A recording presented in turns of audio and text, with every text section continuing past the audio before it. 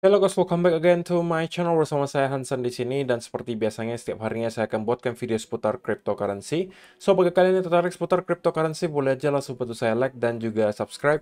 Jangan lupa juga untuk hidupkan lonceng notifikasinya supaya kalian nggak ketinggalan update baru seputar cryptocurrency. Oke, pada hari ini guys, kembali kita akan bahas seputaran Bitcoin dan seperti biasa kita bakal mulai dari CoinMarketCap terlebih dahulu. Per hari ini secara global market cap crypto berada di angka 1,02 triliun dolar atau naik sekitar 0,87%.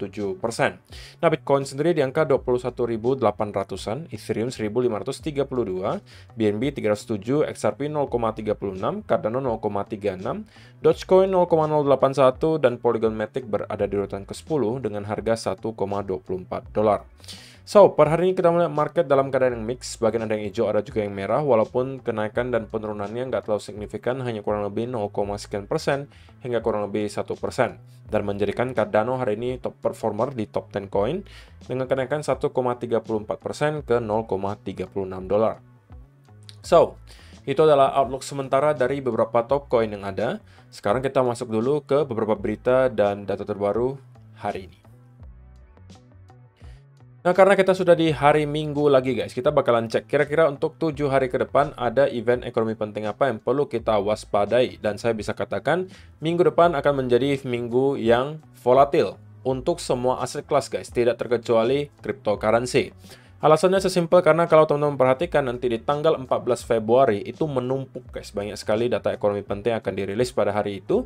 Diawali oleh unemployment rate dari UK atau tingkat pengangguran nanti di Inggris, kemudian disertai juga data GDP dari Euro area. Malam harinya yang merupakan paling penting menurut saya untuk minggu depan adalah data CPI yang akan kita lihat pukul 20.30 waktu Indonesia Barat. Jadi pas hari Valentine guys, kita akan ngelihat volatility di market. Jadi dari siang hari pun kita sudah melihat pasar forex kemungkinan sudah akan volatil duluan dari UK gitu ya. Dilanjutkan sore harinya dari Euro, malam harinya kita akan melihat US rilis data CPI-nya. Dan jika teman-teman perhatikan, ekspektasi pasar adalah kita masih melihat penurunan inflasi sebesar 0,3%. Dari yang 6,5% menjadi 6,2%. Nah, jika kita melihat data yang keluar itu sesuai dengan ekspektasi, maka kemungkinan harusnya kita akan melihat reaksi positif dari market tetapi tidak terlalu signifikan. Tetapi jika tidak sesuai dengan ekspektasi, itu yang menurut saya akan memicu volatilitas di market. Kalau, ini opini saya pribadi ya guys, jika kita melihat data inflasi itu menurun lebih drastis daripada yang diekspektasikan, alias ekspektasinya kan di sini 0,3%. Jika menurunnya justru sampai 0,4 atau 0,5, menjadikan CPI itu angkanya sekarang 6,1 atau 6% dari 6,5 di sini, maka kemungkinan kita bisa melihat market kembali rally. Di antaranya stock market US, gold, kemudian juga cryptocurrency.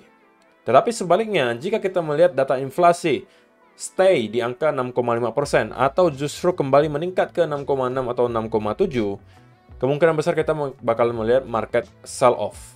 Oke, jadi itu adalah opini saya pribadi. Kemudian untuk beberapa hari berikutnya kita juga melihat ada banyak sekali sebenarnya event yang cukup penting. Tanggal 15 Februari akan ada data inflasi juga dari UK, diikuti retail sales malam harinya dari US. Selanjutnya juga ada PPI di tanggal 16 Februari, kemudian tanggal 17 Februari akan banyak sekali anggota Fed yang bakalan berbicara. Sehingga minggu depan kemungkinan kita bakalan melihat minggu yang sangat menarik. Jadi teman-teman kalau misalnya traders harusnya akan sangat excited untuk minggu depan karena kemungkinan semua aset kelas bakalan volatil. Oke, jadi itu adalah hal yang perlu kalian waspadai untuk minggu depan. Terutama nanti di tanggal 14 Februari itu adalah highlight-nya guys. Oke, itu yang pertama. Kemudian yang kedua, Bitcoin is already in its next bull market cycle by Pantera Capital. Jadi, kemungkinan statement ini akan memicu kontroversi, guys. Masih menjadi perdebatan yang sangat hangat tentunya. Kalau misalnya sudah berbicara, apakah Bitcoin sekarang sudah berada di bull cycle baru, ataukah ini hanya sekedar relief rally? Masing-masing boleh memberikan opini atau pendapatnya, tapi in the end of the day, market yang akan memutuskan nanti yang mana yang benar gitu. Tetapi menurut CEO dari Pantera Capital, harusnya menurut dia ya, kita sudah memasuki bull cycle berikutnya di Bitcoin, terlepas dari apa yang akan terjadi di interest rate-nya US. Menurut dia seperti itu. Oke. Pantera has been through 10 years of Bitcoin cycles and I've traded through 35 years of similar cycles. Jadi, ya ini dia agak sombong dikit ya CEO-nya. Dia menyatakan bahwa dia sudah melewati 10 tahun cycle-cycle Bitcoin dan dia juga udah trading selama 35 tahun dengan cycle yang sama. Oke? Jadi, mungkin menurut dia harusnya menebak dengan benar ya kali ini bahwa Bitcoin sudah kembali ke bull cycle-nya. I believe that blockchain assets have seen the lows and that we are in the next bull market cycle, regardless of what happens in the interest rate sensitive asset classes. Jadi dia menyatakan walaupun kita melihat the Fed mungkin masih akan menaikkan suku bunga, tapi bagi dia tidak masalah gitu. Dia meyakini bahwa kita sudah berada di bull cycle berikutnya. Dan dia juga menyatakan dari segi data gitu ya, bahwa median downdraft has been 307 days and the previous bear market was 376. Jadi rata-rata gitu ya, kita hitung atau kita ukur dari all time high ke bottom bear market itu mediannya di angka 307 hari. Kalau yang terakhir itu 376. Ya kita ambil rata-rata kurang lebih setahun lah gitu ya dari all time high ke bottom bear market. Kemudian the median drawdown has been 73% downdraft and the latest bear market ended at 77%. Jadi dia menyatakan untuk median drawdown atau penurunan dari all time high ke bottom bear market itu 73%. Dan menurut dia untuk bear market terakhir itu minusnya 77%. Ya kalau dihitung dari 69.000 menuju kemarin ke 15.000 ya kurang lebih memang 77%. Oke. Jadi bagaimana menurut kalian guys? Apakah kalian setuju dengan statementnya dari CEO Pantera Capital atau kalian masih berada di kubu yang merasa di mana kita hanya berada di relief rally? Silakan kalian kasih komentar kalian di kolom komentar di bawah. Berikutnya, ini juga berita yang menarik. El Salvador's limited use of Bitcoin prevents forecasted risk. Jadi IMF lagi-lagi berulah guys. Kali ini mereka menyarankan El Salvador untuk reconsider atau mempertimbangkan ulang rencana mereka untuk Bitcoin. Karena mungkin ya IMF mulai sedikit ketakutan gitu kan melihat apa yang terjadi di El Salvador. Mereka sudah menjadikan Bitcoin sebagai legal tender dan sekarang El Salvador ya terus-menerus melakukan ekspansi gitu ya untuk adopsi Bitcoin di negara mereka dan mungkin itu bisa dijadikan atau dilihat sebagai ancaman oleh IMF gitu. El Salvador has been advised by the Global Monetary Watchdog to exercise caution in expanding government exposure to Bitcoin due to the speculative nature of crypto markets. Jadi tidak ada alasan lain yang mereka bisa sampaikan guys selain kata di sini speculative nature. Artinya dia menyatakan Bitcoin itu spekulatif, harganya itu terlalu volatil, tidak mungkin bisa dijadikan alat transaksi dan lain sebagainya. Tetapi mereka nggak punya alasan lain yang mendasari kenapa mereka merasa Bitcoin itu nggak cocok gitu untuk dijadikan alat transaksi. Hanya mereka mengatakan ini spekulatif. Atau bagi saya, itu hal yang wajar gitu guys. Kenapa kita masih bisa bilang bahwa kripto sekarang adalah aset yang spekulatif? Mungkin orang sebutnya adalah karena harganya naik turunnya kenceng gitu. Tapi bagi saya itu hal yang wajar. Kenapa? Karena kita masih berada di era atau fase di mana market cap-nya itu masih termasuk cukup kecil jika kita bandingkan dengan aset kelas lainnya. Contohnya Bitcoin. Mungkin teman-teman merasa, tapi Bitcoin kan market cap-nya udah besar kok, sempat menyentuh $1 triliun. Oke, kita lihat dari perspektif yang lain gitu guys. Kalau kalian bandingkan dengan nggak usah jauh-jauh, gold saja atau emas, itu market cap-nya sudah puluhan triliun dolar, oke, atau kurang lebih 10 triliun dolar. Itu masih 10 kali lipat daripada Bitcoin. Sehingga wajar saja gitu, kalau misalnya market cap-nya masih kecil, otomatis volatility-nya akan lebih tinggi daripada aset kelas yang sudah market cap-nya luar biasa besar. Karena untuk menggerakkan pasar yang market cap-nya sudah sangat amat besar, itu perlu uang yang sangat banyak guys. Berbeda kalau kita di Bitcoin atau mungkin altcoin, yang market cap-nya ya termasuk tidak terlalu besar, oke, dari perspektif kalau kita bandingkan dengan aset kelas lainnya yang sudah besar. Jadi wajar saja kalau misalnya dikategorikan masih spekulatif.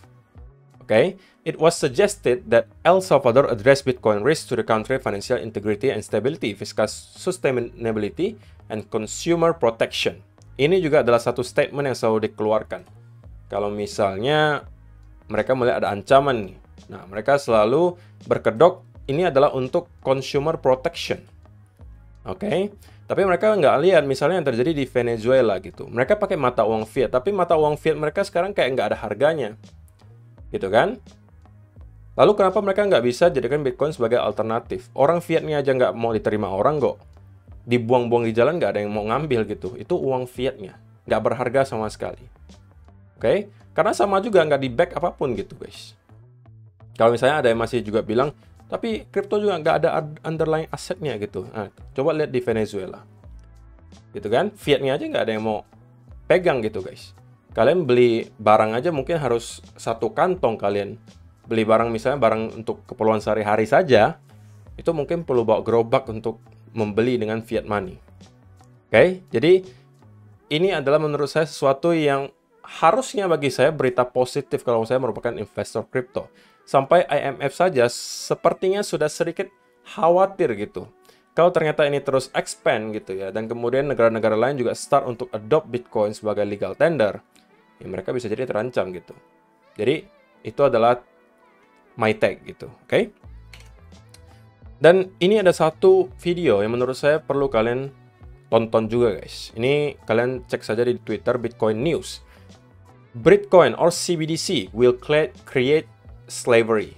Atau artinya menurut sang analis di sini, CBDC atau mata uang digital itu akan membuat slavery atau perbudakan gitu, CBDC. Kenapa? Nah, dia di sini teman-teman dengarkan videonya. Ini mungkin agak samar-samar ya suaranya.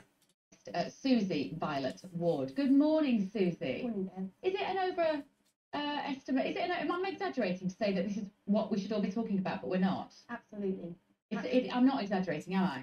Not slightly. Every person that I come in contact with in the public, I ask them, do you know what a CBDC is, or a central bank digital currency? And nobody knows. But the Bank of England have been researching this for years. It's been on the card for years. But unfortunately, the government like to manage perception. Yeah. Why would they be worried about us understanding this in more detail? Because it's money that can be programmed, which means that they can tell you when to spend it, what to spend it on, and how to spend it, and they can... Nah, kurang lebih itu yang menurut saya penting untuk kalian ketahui guys. Dan dia sampaikan ini di Inggris loh guys. Si yang ngomong ini mengatakan, ketika saya bertemu dengan teman-teman saya atau orang-orang di sekitar saya, ketika saya tanya, sudah ngerti belum soal CBDC? Rata-rata jawabannya belum gitu. Padahal harusnya dalam beberapa tahun ke depan, mereka di UK itu CBDC sudah akan diterima di mana-mana. Atau bisa aja fiat sudah akan dihilangkan sama sekali. Mereka masyarakatnya sekarang belum ngerti sama sekali apa itu CBDC gitu. Dan ini sangat mengkhawatirkan gitu. Dan menurut dia, ya pemerintah nggak pengen gitu masyarakatnya untuk terlalu ngerti soal CBDC.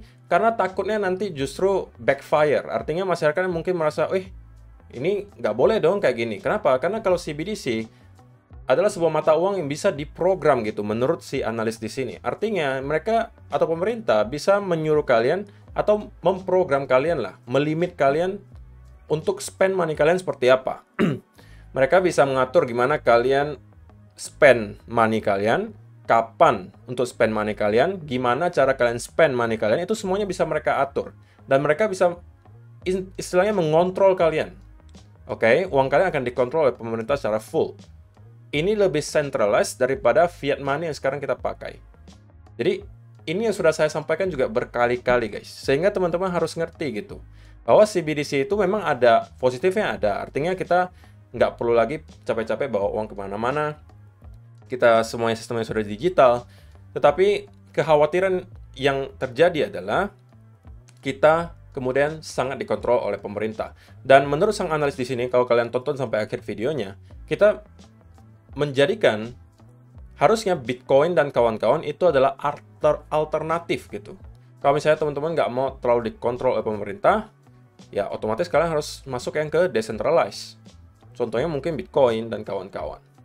Gitu ya. Jadi ini sekali lagi meyakinkan ke saya gitu untuk secepatnya gitu ya berinvestasi di cryptocurrency, khususnya mungkin di Bitcoin dan juga beberapa top coin lainnya. Oke?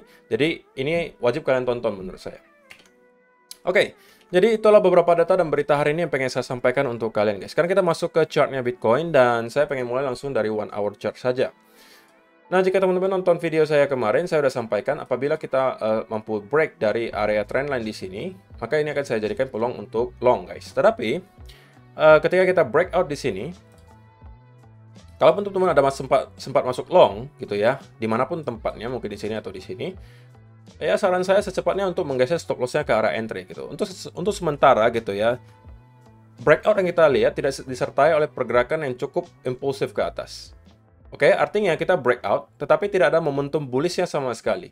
Terlebih lagi memang kita sekarang masih berada di weekend, otomatis guys, kita masih akan melihat volume sangat amat rendah. Kalaupun teman-teman memang sangat-sangat agresif dan profil resikonya cukup tinggi, at least kalian sudah mungkin harus memprotek diri kalian di sekitaran area di sini lah, gitu guys. Oke, atau at least ketika kita jebol dari trendan di sini, teman-teman mungkin harus keluar dari long-nya. Kalau kalian masih nekat gitu untuk hold, gitu kan, ya ini jalan yang paling aman.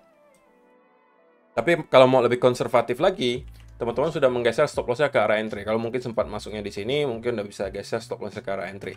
Kenapa? Karena kalau misalnya dilihat dari pergerakannya di sini, ya tidak mencerminkan bahwa sekarang kita berada di bullish momentum.